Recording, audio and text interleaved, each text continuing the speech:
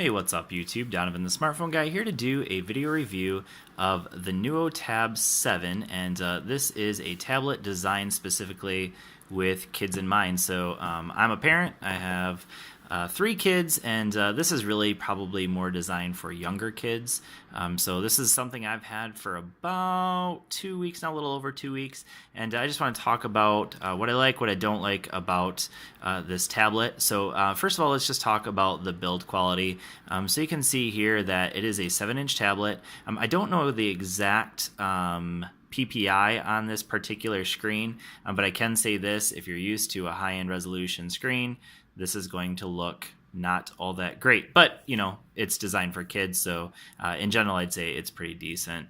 Not fantastic, but not terrible either. So you can see that I actually have it all the way up to the brightest setting, and that's not all that bright. So that's definitely one of the I'd say maybe just slight negatives, is that if you're in bright daylight, this is going to be rather difficult to see. So I'm going to go ahead and shut that screen off for a moment. We're just going to take a look. So it does have a front-facing camera and a rear-facing camera as well. I'm going to say this right now: I have no idea what the megapixel count is on either of them, but I can say that it's not very high because neither of the front or the back-facing cameras really take all that great of pictures. Again, it's designed for kids. It's not really designed for adults, but just something to keep in mind. It's not going to take great pictures at all.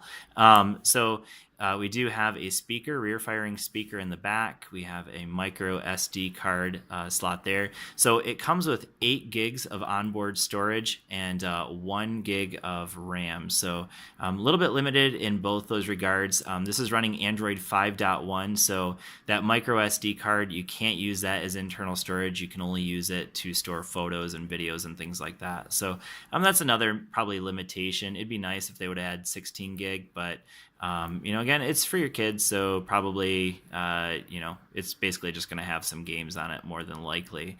And so you can need the volume rocker here. Obviously, that does protrude quite a ways, so that's real easy to find.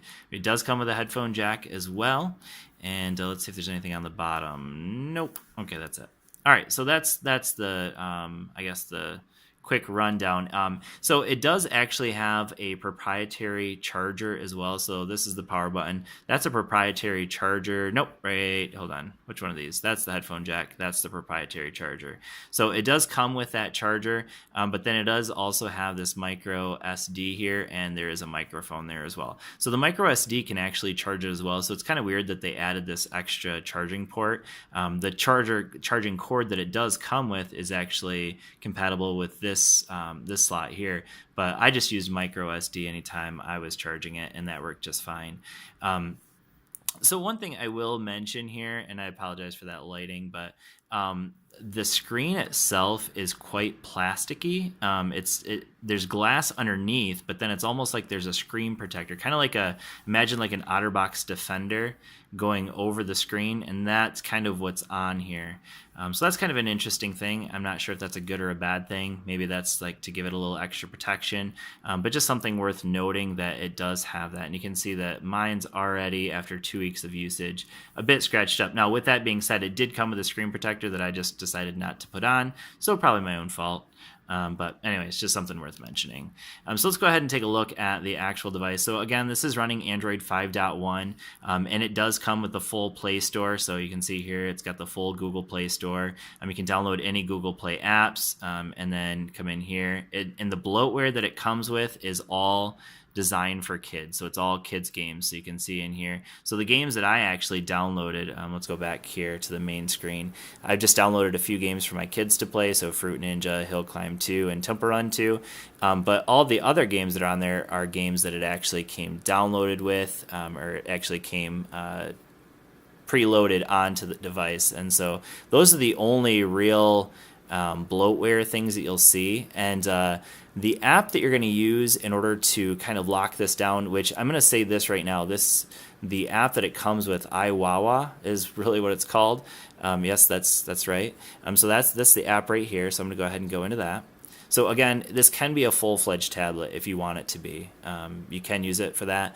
But then here we have the iWawa app. And so this is the app that really kind of locks it down in terms of what your kid's allowed to go to. So here's the browser. So it does have a browser built in. But when you go to it, you'll see that basically it limits it to certain... you can actually... prescribe exactly what apps you want, or what websites you want it to go to. So these are the ones that came preloaded. I haven't added anything to it, but I'll show you that in a little bit, that you can go in and add websites that you want your kids to have access to. So again, these are the games that it did come preloaded with. I can go in here and I can change what apps are available. So this just happens to be my son's, his screen here, but I can go in here and change that. But then here's the list of all the apps that are available. So, and we can go in, and I believe if I come here, there's a way back in the parental controls that I can actually move these apps to that main screen as well. So that's all apps, and then here we have just our list of apps. So it automatically puts any of the newest ones downloaded to the back of that list, but then you can move them up here, because you can see I added Hill Climb 2 up here. So real nice. This feature here really does a great job of giving the parents full control of what their kids are looking at, what their kids are playing. So that's real nice. And the only way for them to get out of it, so you can do one of two things. So I'll go into my parental controls. So right now it gives them a math problem that they would have to go ahead and put in. And that's how they're going to get into these parental controls. Now, you can set a lock on that as well. So you can change that to a password that your kids won't be able to know. Because obviously if your kids are good with math, that's not going to be any good. So the kids store, we'll go into that real quick just so I can show you what that looks like. So there is the iWawa app that has games built in, and so that's what it's showing here, and I can go into more. So you can see here that there's some games that I already have that needs updating, and then I can go in here and I can try out these games here. So that one I already have. This one needs to be downloaded if I want it. So these are some games that are available. And then there's also the Android games as well. So it has kind of some Android apps that it recommends for kids, which is nice. And then it also has age, like it tells you what age that's good for as well. So it's kind of nice. You can also, of course, as with most kids type tablets, you can go in and set how long you want your kid to be able to actually go into it. So this is where I can decide which applications I want them to go to. Over here I can prescribe which websites I want them to be able to get into. And then we have some media content, so I can restrict which videos they're allowed to watch, which videos they aren't allowed to watch, whether they can use the camera or not. And then we also have a whitelist here as well. We have the time limit there and some statistics to show just what they're using. And then here's where I set up multiple accounts. So I was showing you earlier that I had it on my son. So I set up my son and my youngest daughter. My oldest daughter has her own iPod Touch, so don't need that. But anyway, so and then we have some setup options as well. So lots and lots of controls that the parents have, and you can really lock down to whatever you want it to do. So I'm going to go ahead and show you real quick what gameplay is like on this. So I already had this loaded up, and you can see I was playing it earlier. But gameplay isn't really too bad.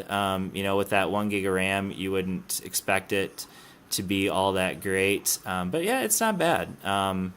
In my experience so far, it's if you're downloading another app or something like that, or you're trying to do other things at the same time and you have multiple apps running in the background, it's definitely not going to run the game very well, and it gets pretty choppy.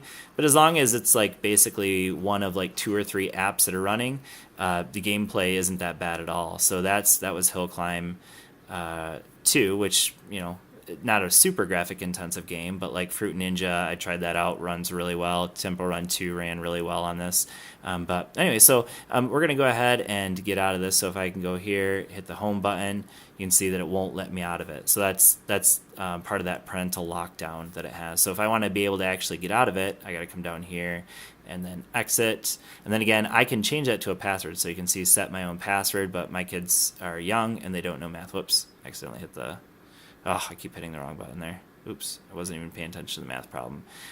I'm a math teacher. That's embarrassing. But anyways, so yeah, that's a quick look at the actual tablet itself. Again, some of the limitations definitely are the amount of onboard storage you have for the game. So again, only 8 gigabytes that you have available.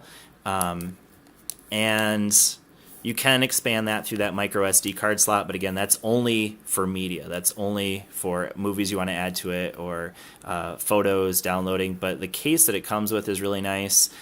So that's a definitely nice option. This is the box it comes in, so probably should have done this at the beginning. But so this, you can see here, it's the NS7 Pro, and they actually have the adult version, which looks the exact same, but without the case. And that one's $55. I mentioned that earlier as well. But this is what it comes with. You can see the screen protector that I did not put on, which is probably why the screen is scratched up. And then we have just our charging cable, charging block and cable, and then also our micro USB adapter as well that comes in the box. This is empty, so that's it. That's all you get with it. So anyways, that's just a quick look at the Neutab NS7 Pro designed for kids. Nice parental controls if you're into, if you're just looking for an inexpensive tablet for your kids, a good option. Again, this is $55 on Amazon. That link will be in the description. Actually, sorry, $60 for the kids version. And all of those apps that I showed you earlier, you don't pay for any of those. Those all come free, preloaded, and those parental controls are also free. You don't have to pay like a monthly subscription or anything like that, like you do with free time on Amazon. So anyways, thanks for watching. Hopefully this has been helpful for you. If you have any questions about this tablet, go ahead and leave them down in the comments section. As always, thanks for watching, and I will see you all in the next video. Peace.